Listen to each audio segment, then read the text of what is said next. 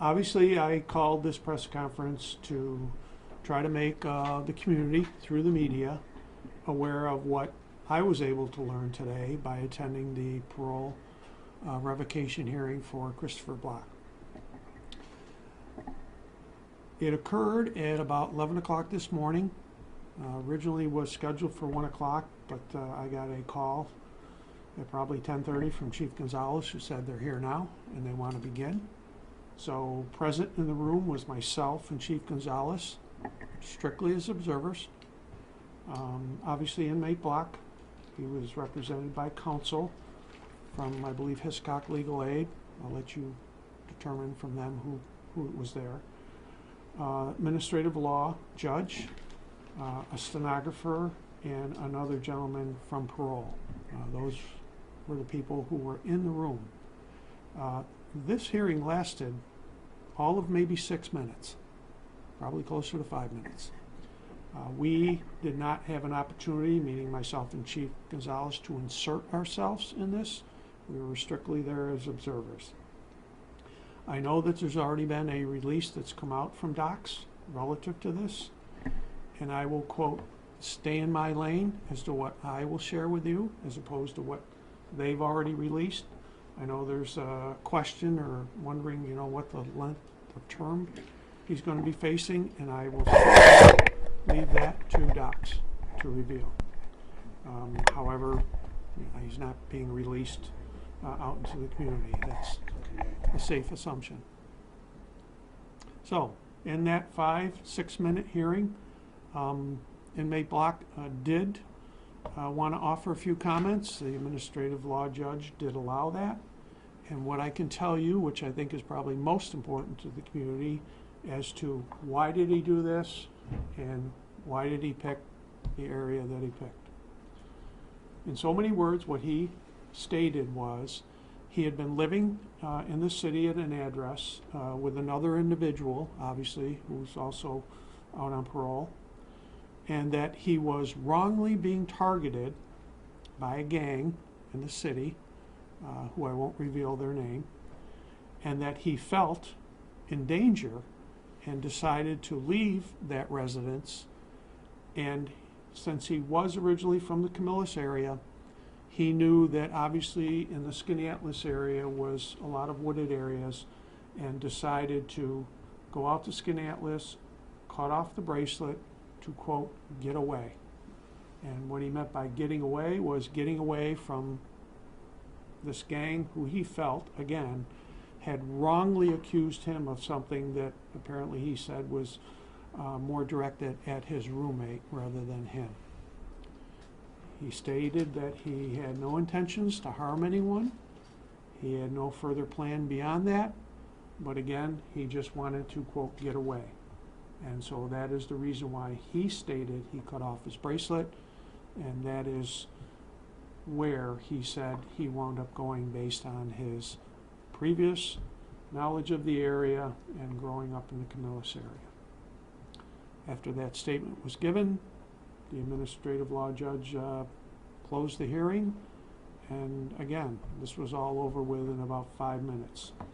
The people from parole were here in the Justice Center to conduct, I believe, approximately 8 parole hearings. And prior to being at the Justice Center, they were up at Janesville Correctional Facility, where they conducted approximately 5 parole hearings. So he, again, was one of many today.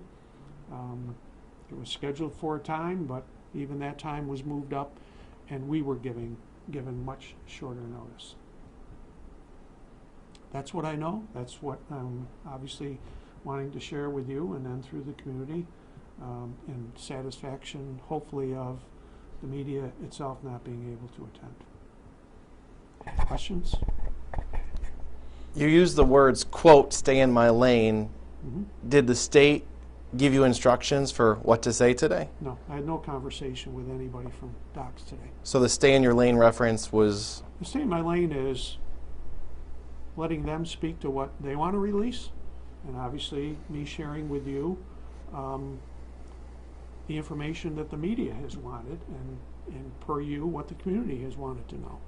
And so that was my purpose for attending today, in lieu of obviously not allowing media into the secure facility of the Justice Center. Plain and simple.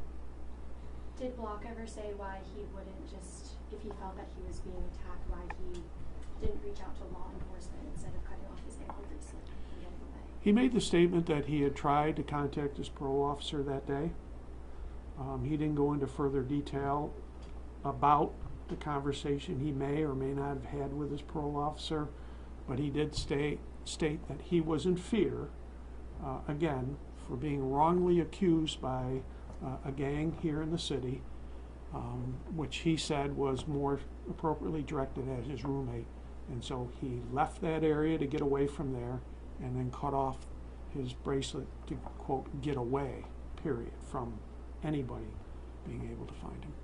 Did Block seem apologetic for instilling terror into a lot of communities in central New York? He only stated that he did not intend to harm anyone. That was never part of his plan. He stated that, you know, I'm 61 years old, I have a heart condition. When he was originally scheduled to be paroled, he had requested to go to New York City because I believe what family he had left were down there. Obviously that wasn't granted. He mentioned that that wasn't granted because of the fact that there is such a concentration of schools in that area, and obviously they were not going to release him to any kind of residence that would be anywhere near a school because of his past history. So coming back up to central New York, he had stated that he really didn't have any family here. So what that has to do with his actions he took, I don't think really are relevant, but he did make the statement that he initially had desired to be released down in the New York City area. Did Block give any indication on how he got up to the Skaneateles? He did not. He did not. We know from the night in question, July 11th, we know that prior to cutting off the bracelet, according to what we were told at the scene that night from parole people, that he had been apparently at the Dunkin' Donuts in Auburn. How he had been traveling, I don't know. He didn't reveal that today. He just spoke very briefly about his purpose of doing what he did that night and why it was there. Any indication from today or your previous knowledge of how he cut off his bracelet? I do not know that. Are they pretty easy to get off in general? I do not know that, Andrew. How effective do you think the bracelets are, especially for someone like him? Do you think he should have served out the rest of his sentencing and should he have never even been on a bracelet? I can't speak to that. We in the Sheriff's Office have no real interaction with people with bracelets. Perhaps somebody in probation or parole that deals with people could speak to that better than me, but that is not a piece of equipment here we deal with in law enforcement. Do you think that you and your department learned something from this whole experience, maybe moving forward, what to do if there's another similar situation or to prevent something like this from happening? I stand by my statement. As I said before, we did everything appropriately here in the Sheriff's Office. Sure. I'll just ask a question of you, all of you here. Do you see anything unusual about this setting in any way? There's no other. It's just you. The sheriff is standing here talking again about information that the community is looking for when it's not even the agency in question. I was going to ask, you and I sat in this room the Monday after the search, and we talked about how the state disappointed a lot of people, including your agency. Has anything improved since? Has communication between you and the state improved since? We took those concerns to the governor last Friday, and he said they're reviewing how docs handled this. Any update to how you felt about the situation? I've had no contact from anybody at docs. I've only read the same emails that have been coming out of Albany that you have been given. Beyond that, I've had no contact. But I do want to say this. I do not want to continue to, quote, churn this up. We all know we have many things to deal with in our community here that are very serious matters. And so by me continuing to belabor this situation is not conducive to what we're all trying to do, which is to keep our community safe. I will say that. So I'm here to explain, obviously, the information that you had hoped to get by attending yourself, but could not. It's exactly what transpired in those 5, maybe 6 minutes, and it was over with. Again, further information could come from inmate Block himself, could come from the state police, who apparently interviewed him at some point after his capture, and/or docs. But I'm here telling you what I observed this morning and what he stated. You belaboring the point, though, might keep people safe in the future if your belaboring the point forces changes at the state level. I think my point's been made. My point is clear. You've got comments that were made by the sheriff in Cuyahoga County. You have historical information as far back as Niagara County, I think 2 years ago. What is different? I don't see anything different. But again, I'm here in my role as sheriff to try to keep the community informed of those things I know. We responded that night in an assist fashion, strictly to help another agency, a state agency. I'm very pleased with what we did and the commander's actions that night. Everything that happened since then, to me now is, let's move forward. If another agency wants to make changes, they will. They're certainly not going to make them because I'm standing here, screaming. Shouldn't they? Pardon me? Shouldn't they make the changes if a sheriff of one of their larger counties wants changes? It's not the way we would do business, and I've said that before. Not the way we would do business, but I'm not in charge of that agency. So again, I'm here to do what we can to keep our community safe. We are always willing to assist other agencies, and we have assisted other agencies. We have a very, very strong, close-knit network here in Onondaga County with law enforcement, and that includes local, state, federal. We all work together. Unfortunately, this was not one of those situations where it was seamless, to say the least. But the important thing is, the inmate's in custody. It appears that he's headed back to state prison for a sentence that they will, I'm sure, divulge to you at some point. And we move on to the next situation where we need to take someone who's dangerous off the streets. Did you attend today with the intention of being the voice to the community about what happened? Absolutely. That was pure and simple. And Chief Gonzalez and myself went over there. We at any one time house 50 to 60 parole violators. And so this is something where, these hearings go on a monthly basis all the time. And we've always been cooperative with housing those inmates. Today was no different. But I stress to all of you, I'm responsible for keeping a jail safe, and it's a secure facility. And that is a challenge in and of itself with all the traffic we have in and out of that facility. I stand by my position that while this claimed to have been open to the public, for me it was a position of security, plain and simple. But I do want you to know, and I want the community to know what came out of this case, because for some reason, obviously it was noteworthy more than most. There are a lot of parole violators out there. There are a lot of parole absconders out there. But I understand, obviously, the sensitive nature of this one. So there are several details that you guys were withholding from the hearing today that was public. Why have you chosen to withhold the gang that he named? And I don't know if he named his roommate. What kind of went into that decision for you? I'll answer the question about the gangs. I am a person that tries not to give more notoriety to people who are not doing good things in this community, because every time I would mention their name, I feel I've elevated them in some way, and I refuse to do that. I think plain and simple, the fact that he mentioned a gang's name, and it sounded familiar, that he was being truthful about naming that gang. Mm-hmm. I'm also uncomfortable in naming him repeatedly, because again, this in some way or fashion is bringing this all back up to victims. And I'm always about victims first. And while the media or somebody may want to continue to ask me about so-and-so, it is my style that I'm going to downplay that person as much as possible because I do not want to give them notoriety or give them some kind of status unnecessarily. And that's why. Sheriff, it seems like a little bit of frustration that there wasn't availability for the media to be there. Is there a recommendation from you that there should be accommodations for that in the future for certain parole hearings? I've been in office 4+ years. I've never had one request to attend a parole revocation hearing from anybody. Now, obviously, I've had the first one. I am not a person that tries to keep information or details from the media or the community.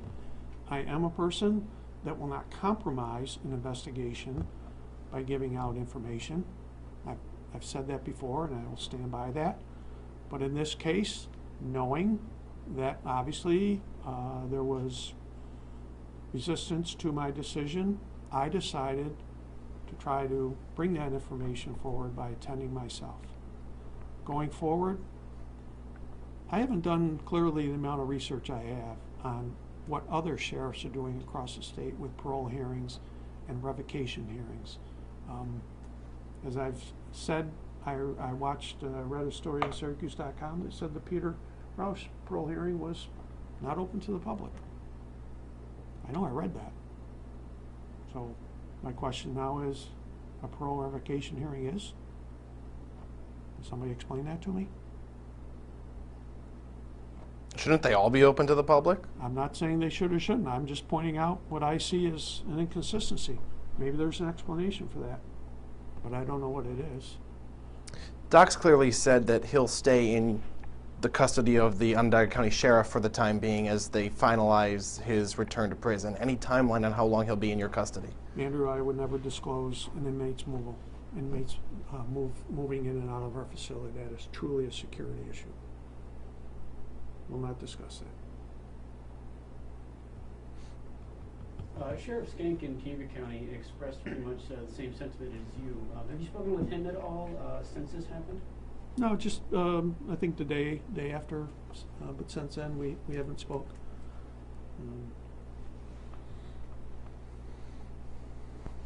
We have a lot of things going on, you know. Not that this isn't important, but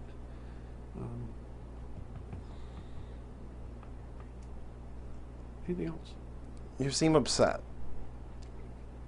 Any comments? I take this business seriously, and I take obviously the public knowing as much as they can within reason. I'm a person that likes to work alongside people. Back me into a corner, yeah, okay. I'm probably going to speak out, speak up, but I will do it professionally, and that's just the way I've always been. That's the way I continue to be. I truly respect what you do, and I mean that. And I know the value of the media. I've said this many times. I thank you every time you come to one of these, and I mean that. But when things are fired off from other parts, and somebody doesn't even show up to meet me face to face or sit down to discuss it, it just tells me something. But that's okay, because I again have many close relationships, as we all should have, with each other in law enforcement. Because when we don't, then those people who are out there committing crimes, they benefit from that. So I work closely with everyone, because we're all in this together when it comes to public safety and law enforcement. Sheriff, it's hard not to draw parallels to another case without saying the person's name that cut off their ankle monitoring device, and it was a horrible outcome. Sure. That obviously has to weigh on your mind as the severity of this, the seriousness of this issue. Is that kind of the area where you're speaking from? Yeah, my comment is, in law enforcement, we see some very ugly stuff, and we may not, be outwardly about it, but you just see horrible stuff, and when you see it, and then you know that your job basically is to be out there to keep the community safe, and you see that, you have a sense of failure, or some of us do, most of us do, I think. And so I think over time that kind of eats away at you inside. And so when it should be all about trying to put all the resources together and catch the bad guy.